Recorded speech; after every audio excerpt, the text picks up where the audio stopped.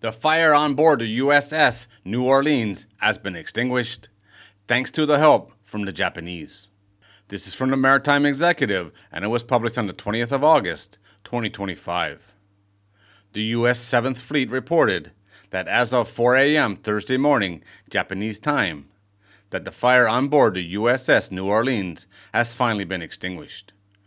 Earlier they reported that the fire was contained, but they had twice requested assistance from the Japanese forces to fight the fire on board the vessel, which is currently anchored off Japan. The U.S. Navy has released very few details, only reporting that the cause of the fire is currently under investigation. 2 sailors were reportedly taken to the New Orleans medical facilities for minor injuries, but the vessel is stable, with no reports of pollution. The plan calls for the crew to remain on board the ship, which according to media reports, did not have a detachment of Marines on board when the fire began. The Japanese media is reporting that the ship, which was commissioned in 2007, has been anchored off Okinawa for the past few days. The ship is 684 feet or 208 meters in length, with a maximum capacity of approximately 800 Marines.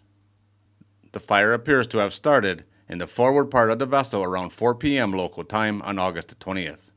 Spectators reported seeing smoke coming intermittently from the forward part of the vessel. Video on Japanese TV showed tugs near the forward part of the ship spraying water on the hull. The fire was reported to the Japanese Coast Guard, which sent a patrol boat to determine the extent of the situation. At 5 p.m. local time, the Coast Guard reports it received a request for assistance from the U.S. Navy.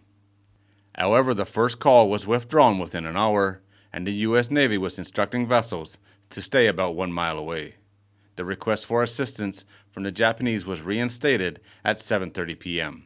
The Japanese Self-Defense Force reported its vessels were conducting firefighting efforts to aid the crew of the USS New Orleans.